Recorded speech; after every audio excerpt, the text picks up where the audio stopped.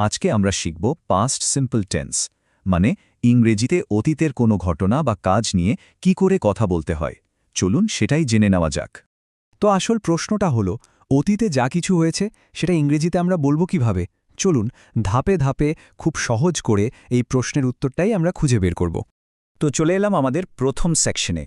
এখানে আমরা দেখব নিজের ব্যাপারে মানে আমি বা আই ব্যবহার করে কি করে অতীতের কথা বলতে হয়। এটাই হলো পাস্ট টেন্স শেখার একদম প্রথম ধাপ। একটু মন দিয়ে এই টেবিলটা দেখুন তো। এখানে খুব সাধারণ কিছু ভার্ব বা কাজের পাস্ট ফর্ম দেওয়া আছে। আমি বাংলাটা বলার পর ইংরেজিটা দুবার করে বলবো। আপনারাও আমার সাথে সাথে বলার চেষ্টা করুন, তাহলে খুব তাড়াতাড়ি শিখে যাবেন। আমি গেলাম, আই ওয়েন্ট। আমি আসলাম, আই কেম। আমি করলাম, আই ডিড। আমি শিখলাম, আই লার্নড। আমি চেষ্টা করলাম, আই ট্রাইড। দারুণ! চলুন আরও কয়েকটা খুব দরকারি ভার্ব দেখে নেই। আগের মতোই আমার সাথে সাথে বলুন, কেমন? আমি কাজ করলাম, আই ওয়ার্কড। আমি পড়লাম, আই স্টাডিড। আমি খেলাম, আই প্লেড। আমি দেখলাম, আই ওয়াচড। আমি শুনলাম, আই লিসেন্ড। চমৎকার! দেখছেন তো, নিয়মটা কিন্তু বেশ সোজা। আচ্ছা, আমরা তো এখন ছোট ছোট বাক্য বলা শিখে গেলাম, কিন্তু কাজটা কখন হলো সেটাও তো বলতে হবে, তাই না?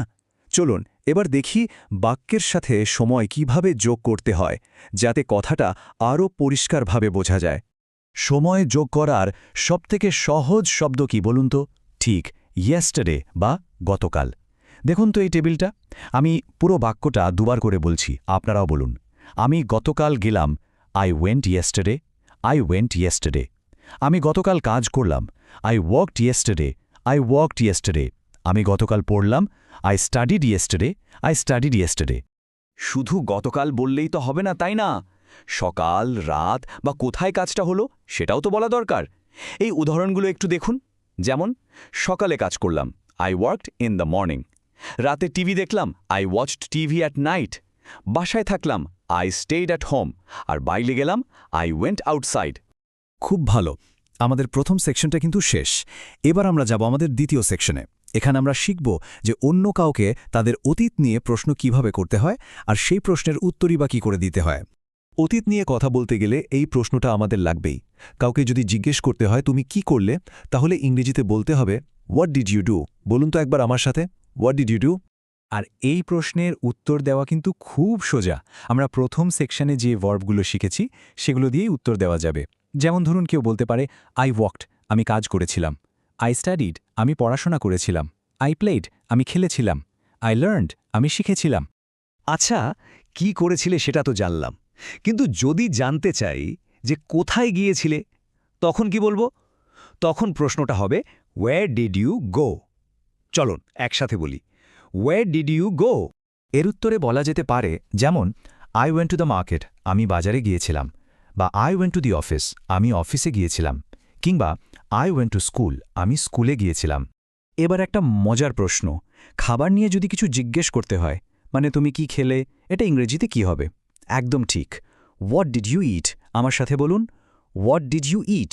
এর উত্তরে আপনি যা খেয়েছেন তাই বলতে পারেন। যেমন আই এইট রাইস, আমি ভাত খেয়েছিলাম। অথবা আই এইট ফ্রুটস, আমি ফল খেয়েছিলাম।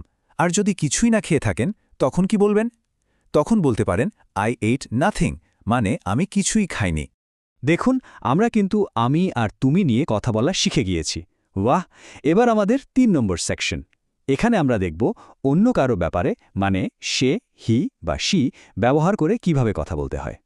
এখানে কিন্তু একটা খুব মজার আর জরুরি ব্যাপার আছে, মন দিয়ে শুনুন। ইংরেজিতে পাস্ট টেন্সে হি বা শি যাই বলুন না কেন, ভার্বের কিন্তু কোনো বদল হয় না।